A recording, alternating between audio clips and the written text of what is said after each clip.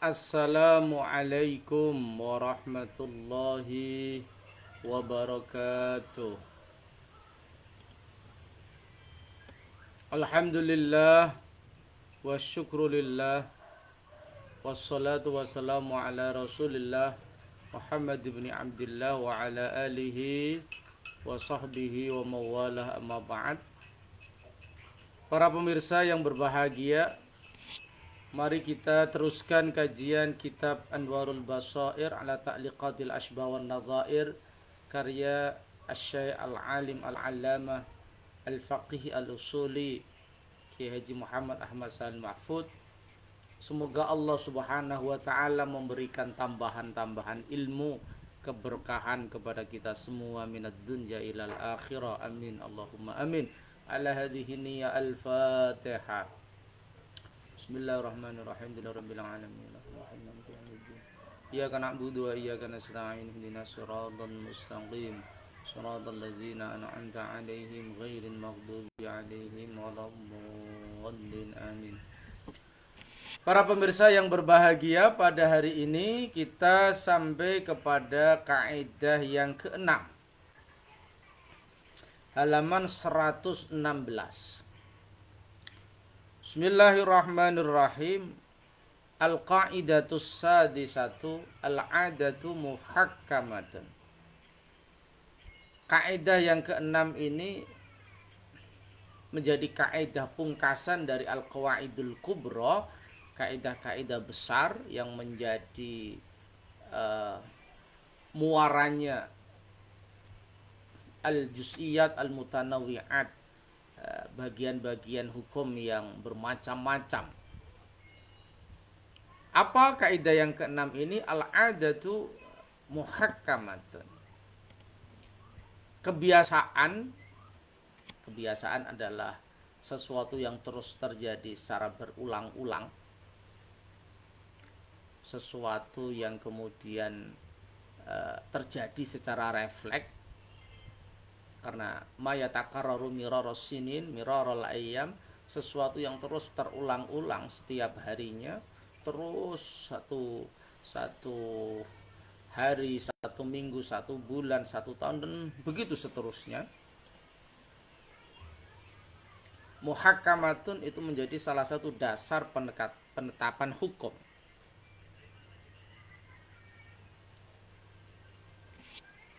Jadi al-'adatu muhakkamah, kebiasaan yang ada itu menjadi sumber hukum, menjadi pijakan dalam penetapan hukum.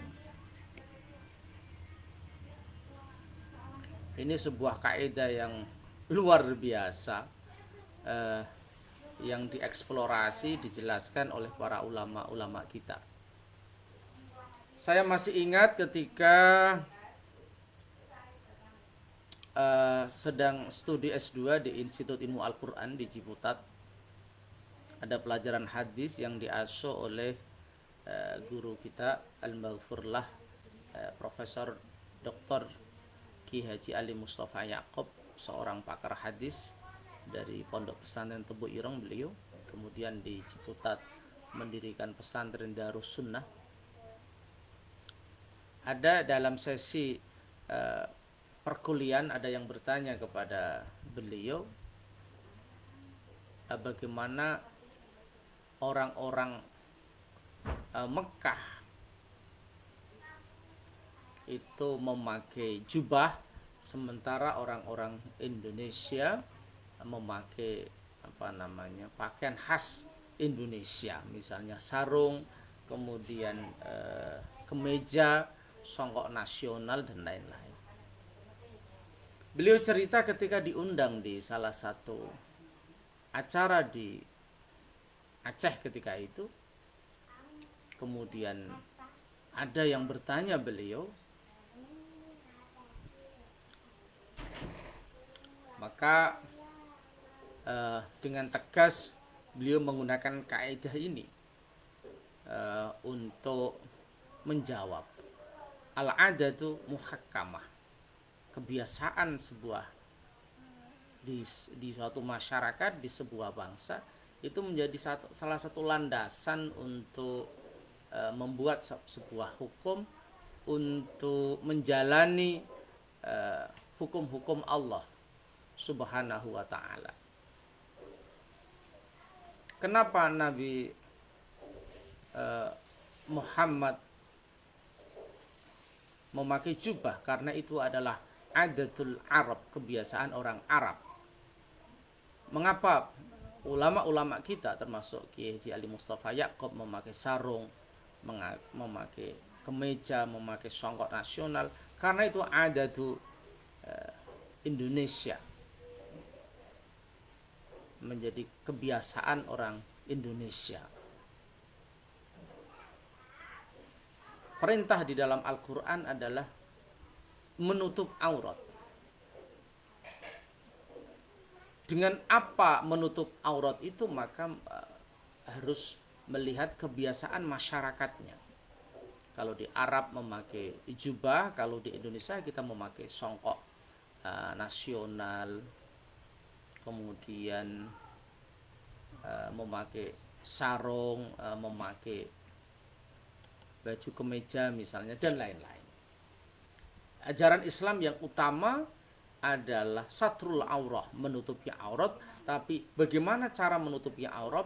Ini ada local wisdom, ada kearifan lokal yang diakomodir dalam kaidah al-adatu muhakkamah, bahwa kebiasaan masyarakat itu menjadi salah satu pijakan untuk menerapkan hukum Islam. Dalam sesi kuliah itu kemudian ada yang kemudian bertanya lagi, bagaimana hukumnya perempuan memakai celana? Beliau mengatakan, ya harus melihat kebiasaan masyarakat.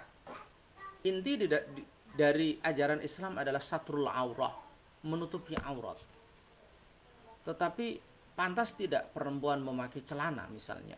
Maka melihat kebiasaan masyarakat. Mungkin kalau dia hidup di Jakarta, di Surabaya, di Medan, di kota-kota besar, hal yang biasa memakai celana. Tetapi jika dia hidup di masyarakat kampung, yang dimana masyarakat kampung itu mayoritas perempuannya tidak memakai celana, maka usahakan untuk beradaptasi dengan masyarakat kampung. Artinya menggunakan pakaian yang standar masyarakat di mana Anda hidup. Jadi ajaran yang universal berupa satrul aurah, menutup aurat ini kemudian di dalam implementasinya melihat adatun nas, kebiasaan manusia. Ini sebuah kaidah yang luar biasa yang menginspirasi ulama-ulama kita, ulama-ulama Nusantara terutama, untuk beradaptasi dengan budaya-budaya yang ada di tengah-tengah masyarakat, sehingga terjadi apa yang namanya islamisasi budaya. Budaya yang ada ini diberi nilai-nilai Islam, terjadi kulturisasi nilai-nilai Islam, nilai-nilai Islam menutup aurat, contohnya melembaga dalam kultur, ya, dalam budaya yang ada di tengah-tengah masyarakat. Dan dalam konteks ini juga kita melihat, mengapresiasi dan terus mengkaji pemikirannya Gus Dur, Kiai Haji Abdurrahman Wahid, yang sangat populer dengan nama pribumisasi Islam. Bagaimana Islam ini dibumikan di tanah, sehingga Islam ini harus bisa beradaptasi dengan budaya masyarakat, kemudian memberikan nilai-nilai spiritualitas di tengah-tengah masyarakat dan memandu dinamika yang ada di masyarakat. Maka pribumisasi Islam ini juga berlandaskan kaidah yang kita kaji ini, al-adatu muhakkamah, kebiasaan masyarakat menjadi salah satu landasan hukum, menjadi salah satu pilar penting dalam pembumian Islam, sehingga pembumian Islam ini tidak mengalami resistensi, tidak mengalami konfrontasi, tetapi diterima dengan legowo, dengan tangan terbuka, dengan penuh keriangan kebahagiaan oleh masyarakat. Ini saya kira satu kaidah yang luar biasa ya. Al-adatu muhakkamah. Ki Haji Abdurrahman Wahid menyontohkan banyak hal di dalam konteks ini ya, misalnya dengan tradisi selamatan, kemudian tradisi orang Jawa itu misalnya malam Jumat itu ada malam Jumat Wage, ada malam Jumat Kliwon, ada malam Jumat Pon, ada malam Jumat Paing, dan lain-lain. Kan tidak ada di dalam Islam Lailatul Jum'ah, malam Jumat Wage misalnya, nggak ada.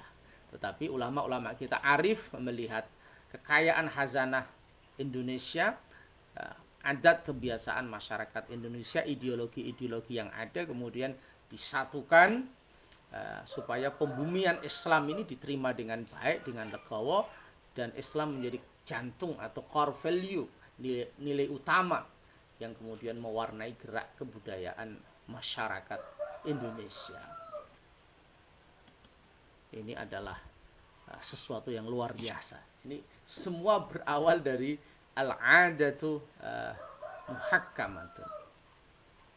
Kebiasaan itu menjadi salah satu sumber hukum, sehingga ketika kita mau menerapkan hukum Islam, kita harus mengkaji dulu bagaimana budaya masyarakat setempat, bagaimana nilai-nilai yang ada pada masyarakat, bagaimana tradisi-tradisi yang ada di masyarakat, sehingga doktrin Islam, pesan Islam, ajaran Islam yang akan kita sampaikan tidak mendapatkan resistensi, tidak mendapatkan konfrontasi, tidak mendapatkan feedback yang negatif, sehingga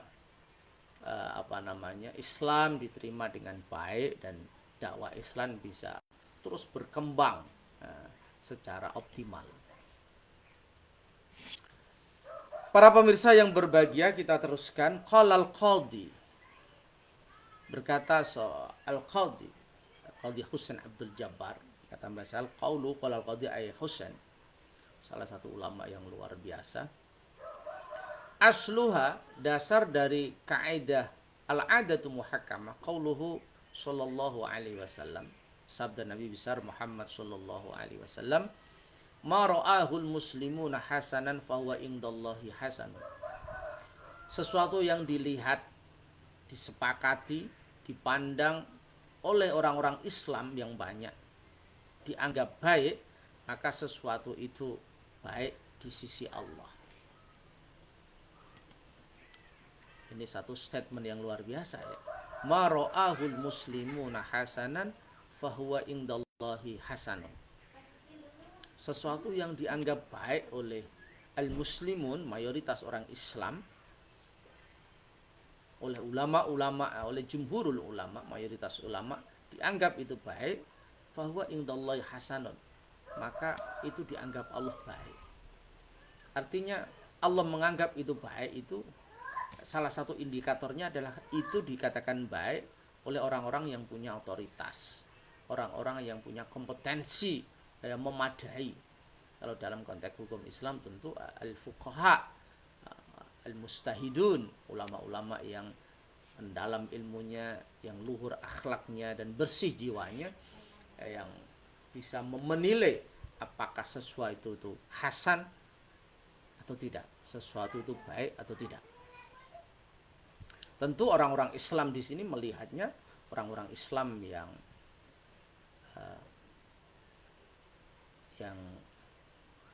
tadi, yang bukan orang-orang yang yattabi'unal hawa, yang mengikuti hawa nafsu, punya konflik interest, punya kepentingan-kepentingan kelompok dan lain-lain, tapi orang Islam yang sidik amanah tabligh fatonah. Qala al-Ala'i, Imam Ala'i dari ahli hadis minal muhaddisin, walam ajidhu marfu'an fi syai'in min kutubil hadis aslan wala bisanadin dha'ifin ba'da tulil bahsi wa kathratil kashfi was su'al. wa innama huwa min qouli Abdullah bin Mas'ud mauqufan alaih akhrajahu Ahmad fi musnadihi. Ketika dilacak oleh Imam Ala'i ternyata statement mara'ahul muslimuna hasanan fa wa indallahi hasanun itu tidak ada di dalam kitab-kitab hadis. Bahkan dengan yang sanad yang dhaif pun itu adalah ucapan dari sahabat Nabi Abdullah bin Mas'ud, seorang sahabat yang terkenal mufti, ahli fatwa, seorang sahabat yang terkenal faqih, ahli fikih, seorang sahabat yang punya pandangan-pandangan keagamaan yang luar biasa. Sahabat Abdullah bin Mas'ud. Jadi ada Abdullah bin Umar, ada Abdullah bin Mas'ud, ada Abdullah bin Abbas. Semuanya namanya Ibnu. Ibnu Abbas, Abdullah bin Abbas, Ibnu Mas'ud, Abdullah bin Mas'ud, Ibnu Umar, Abdullah bin Umar. Ini 3 sahabat yang yang luar biasa, yang dalam kajian nahwu idzofah di situ punya makna lil ghalabah. Artinya meskipun anaknya Umar banyak, tetapi ketika berbicara Ibnu Umar ya Abdullah. Meskipun anaknya Abbas tidak hanya Abdullah, tapi kalau Ibnu Abbas ya Abdullah. Begitu juga Ibnu Mas'ud ya Abdullah bin Mas'ud. Itu di dalam Alfiyah, waqad yasiru alaman bil ghalabah mudafun au mashubu al kal aqobah. Jadi kadang alam itu ada yang punya fungsi lil ghalabah, yaitu satu yang diidhofahkan, ya. Yang kedua adalah yang ada alnya, al-Madinah misalnya, ya Madinatul Rasul. Kemudian diidhofahkan tadi ya, Ibnu Umar, ya maksudnya Abdullah bin Umar. Ibnu Mas'ud ya Abdullah. 3 pendekar sahabat yang alim, yang luar biasa, yang keilmuannya Masya Allah menjadi rujukan sahabat yang lain dan tabi'in, murid-muridnya yang banyak sekali.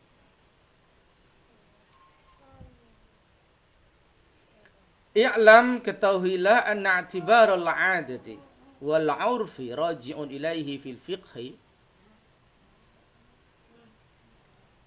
atau raja'a ilaihi fil fiqhi masailu la tu'addu kathratan. Ketahuilah bahwa mempertimbangkan kebiasaan dan uruf, sesuatu yang sudah dikenal oleh masyarakat, itu kembali merujuk kepada kaidah ini, masalah-masalah fikih yang tak terhitung banyaknya.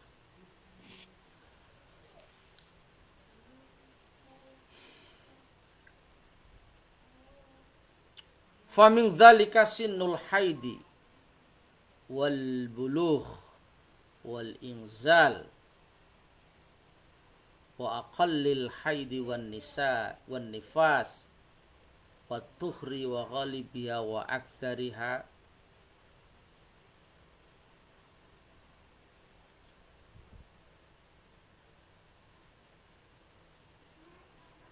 wa dhabitil atau wadhabitul qillah wal kathrah fil dubbati la'lau fil dubbah. Satu contoh sinnul haidi, berapa seorang usia perempuan ketika haid. Kalau dalam kitab-kitab fikih diterangkan tis'u sinin, 9 tahun. Tetapi ini juga harus melihat kebiasaan masyarakat. Kadang ada masyarakat haidnya lebih lama misalnya, atau bahkan lebih cepat karena hormon seksualnya cepat berkembang karena faktor teknologi HP, karena faktor pergaulan, karena faktor mengkonsumsi makanan atau minuman dan lain-lain. Jadi dilihat kebiasaan di masyarakat itu, biasanya perempuan haid pada usia berapa. Ada yang di sini sampai kelas 2 sanawi belum haid. Tapi dilihat bagaimana, apakah pas satu sanawiyah, satu SMP sudah haid, ini juga dilihat bagaimana urfun nas, bagaimana adatun nas di sebuah daerah itu maksudnya. Wal bulugh, usia balik seseorang itu berapa? Apakah kalau laki-laki itu 15 tahun misalnya atau berapa? Ini dilihat bagaimana masyarakat. Wal inzal, pada usia berapa orang mengeluarkan sperma. Oleh karena itu sekali lagi bahwa kebiasaan masyarakat, tradisi masyarakat itu juga dipengaruhi oleh banyak faktor. Tingkat intelektualitasnya, tingkat ekonominya, kemudian tingkat sosialnya, lingkungannya, maksudnya lingkungan alamnya, dan lain-lain. Ada banyak pendapat yang mengatakan bahwa sekarang ini terjadi percepatan sinul buluh karena teknologi informasi HP itu yang demikian canggih, yang kemudian mempercepat hormon seseorang sehingga terjadi inzalul mani misalnya.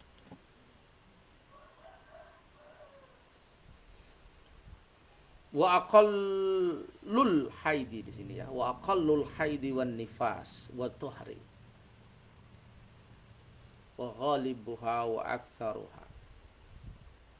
Berapa minimalnya haid? 6 hari, 7 hari. Ya dilihat kebiasaan. Berapa perempuan itu? Oh, kalau saya biasanya 4 hari. Oh, kalau saya biasanya 3 hari, kalau saya biasanya 6 hari. Melihat kebiasaan.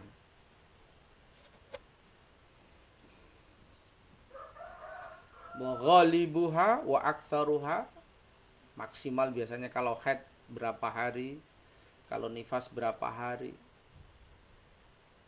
Jadi standar minimal, standar maksimal atau standar kebiasaan itu juga melihat al-'adah.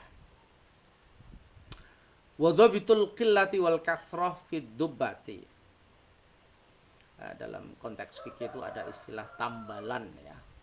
Tambalan menggunakan emas atau perak, itu apakah dipandang sedikit atau banyak, itu melihat kebiasaan.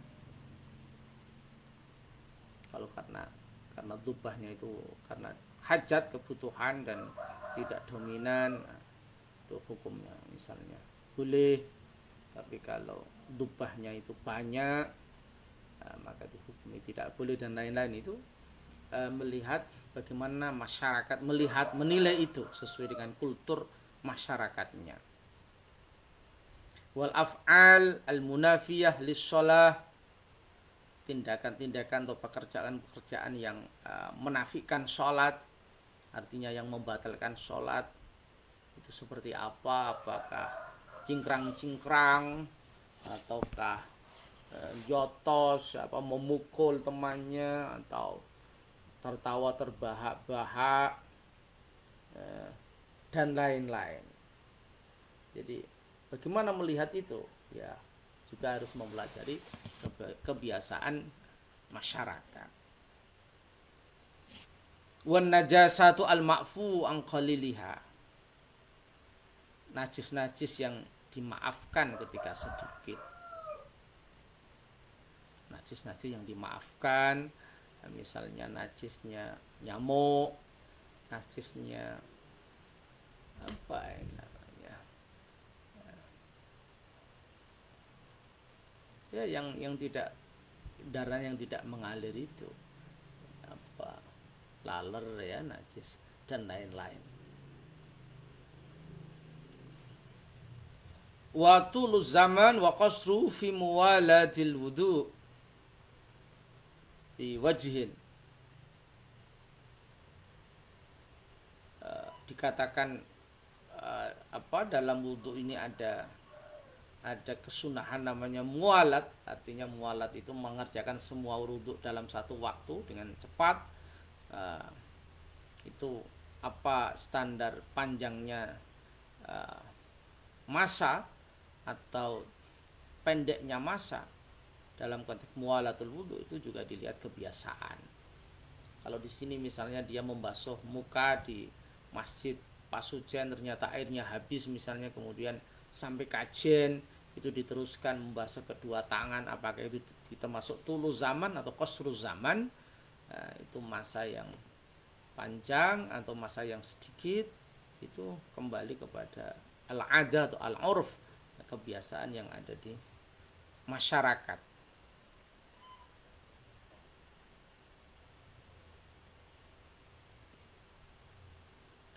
Wal bina ala shalah fil jam'i ay jam'a taqdimin, kemudian mendirikan sholat jamak, misalnya jamak takdim zuhur dan asar.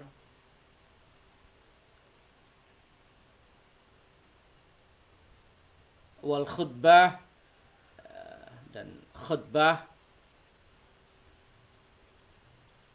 Wa bainal ijabi wal qabul, antara ijab dan qabul. Kita tahu bahwa salah satu syarat ijab dan qabul dalam pernikahan itu tidak dipisah zamanun tawil, masa yang panjang. Jadi sekali angkah tuka wa zawastuka makhtubataka, di mahri adawati sholah halan, itu jangan sampai kemudian terpisah dengan zaman yang panjang. Harus segera jawab qabiltu nikahah wa taswijah bil mal madzkur bil mahdil madzkuri halan misalnya. Itu bagaimana ya Pak Adik? Apakah dikatakan ketika dijawab qabiltu itu zamannya qasir atau zamannya tawil, masa jedanya lama atau pendek? Itu juga kembali kepada uruf, kebiasaan yang ada di masyarakat. Wassalamu waradduhu, ketika mengucapkan salam dan menjawab salam, itu juga dikembalikan kepada al-urf. Masya Allah, luar biasa ya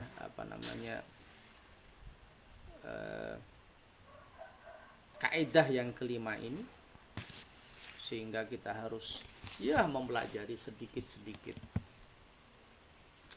Sebagai tambahan, karena ngaji kita tidak lama-lama, 30 menit lah sudah bagus, walau sedikit kita menyerap ilmu. Al-mabhasus salis al-ada al-muttaridah fi nahiyatin hal tunazzalu adatuhum manzilatas syarti. Ini ada satu varian kaidah, kebiasaan yang berlaku pada satu daerah. Apakah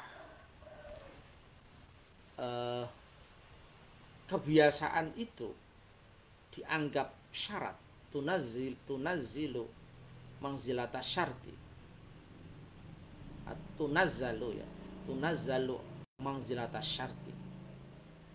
Ini sebuah perdebatan antar ulama, apakah kebiasaan yang ada di masyarakat itu dijadikan sama seperti syarat. Artinya ketika dia tidak melakukan kebiasaan itu, maka dia akan tercela karena tidak melakukan kebiasaan yang ada di masyarakat.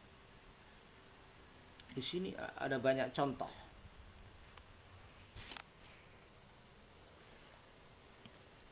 Lau jarat adatu qaumin biqat'i al-hisri qabla an-nadji hal tunazzalu adatuhum manzilata syarti hatta yasihha bai'u min ghairi syartil qat'i. Ketika ada kebiasaan masyarakat memotong kurma nyadam ya, memotong kurma sebelum matang buahnya, apakah kebiasaan masyarakat ini sama dengan syarat sehingga sah menjual kurma itu min ghairi syartil qatis, dengan tanpa syarat memotong, karena otomatis dipotong qablan najdi. Wajhani, ada dua pandangan, as-sahhuhuma la, pendapat yang paling sahih adalah la ayla yasihhu, tidak sah. Wa qala al-Qufal, Imam Qafal berkata na'am, ya, artinya sah. Sah menjualnya dengan tanpa syarat memotong.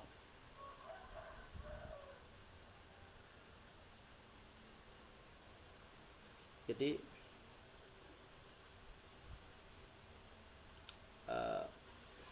di dalam fikih matang kita, fikih kita diterangkan bahwa tidak boleh menjual buah sebelum matang.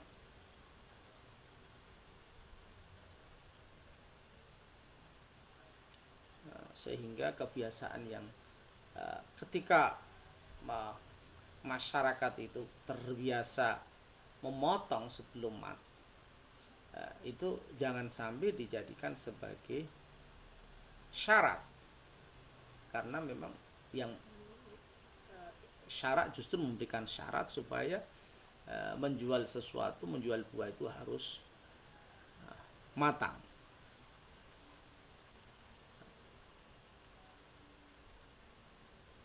Di sini ada pandangan dua, kalau sampai dijadikan syarat maka tidak sah, la yasihhu, pendapat yang paling sahih. Tapi Imam Qafal mengatakan na'am atau yasihhu, na'am dan mati sah.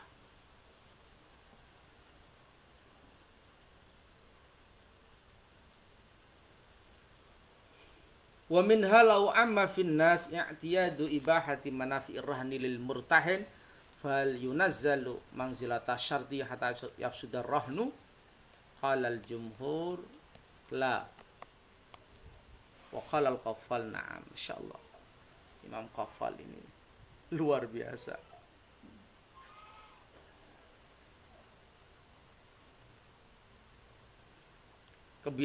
Ada kebiasaan manusia ketika barang gade itu kemudian dimanfaatkan oleh orang yang menerima gade itu, apakah itu dijadikan sebagai syarat sehingga gadenya menjadi rusak? Jumhur ulama mengatakan tidak ditempatkan, sehingga jangan sampai kebiasaan itu tetap berlangsung. Artinya sesuatu yang digadekan itu ya harus dijaga, jangan dimanfaatkan yang dikhawatirkan terjadi kerusakan. Contoh yang ketiga, wa minha law jarat adatul muqtarid biraddi azyada mimmaktaradha wa yunazzalu manzilata syarti fa yahlumu iqraduhu wajhani asahumala. Ada orang yang hutang kemudian mengembalikan dengan nilai yang lebih, misalnya hutang 1 juta dikembalikan 1.100.000, apakah kebiasaan ini dijadikan syarat sehingga tidak boleh menghutangkan yang model begini? Karena kullu qardin jarun naf'an fawa riba, setiap transaksi hutang yang ada tambahannya itu riba. As-sahumala, pendapat yang paling benar tidak bisa dijadikan syarat karena menimbulkan kerusakan yang menyebabkan terjadinya riba misalnya. Ini tambahan para pemirsa. Alhamdulillah kita bisa mengkaji dan mendapatkan ilmu walau qalilan, meskipun sedikit, tetapi ada banyak hal yang kita dapatkan. Salah satunya adalah kaidah al-adatu muhakkama ini menjadi landasan ulama-ulama kita, ulama-ulama Nusantara di dalam membumikan Islam yang substansial. Islam tidak boleh berada pada satu sisi sementara budaya ada pada sisi yang lain.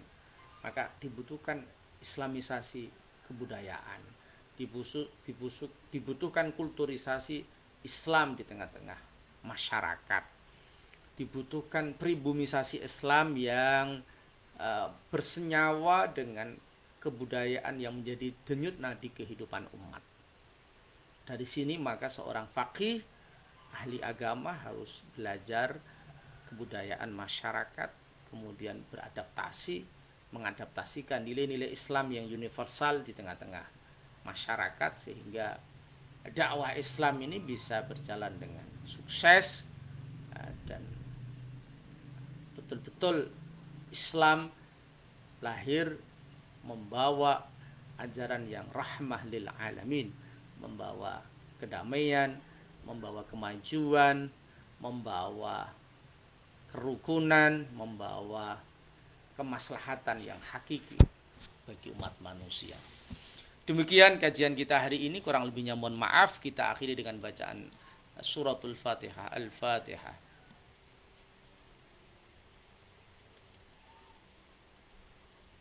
Demikian kurang lebihnya mohon maaf, wal afu minkum, wallahul muwaffiq ila aqwamit thoriq. Assalamualaikum warahmatullahi wabarakatuh.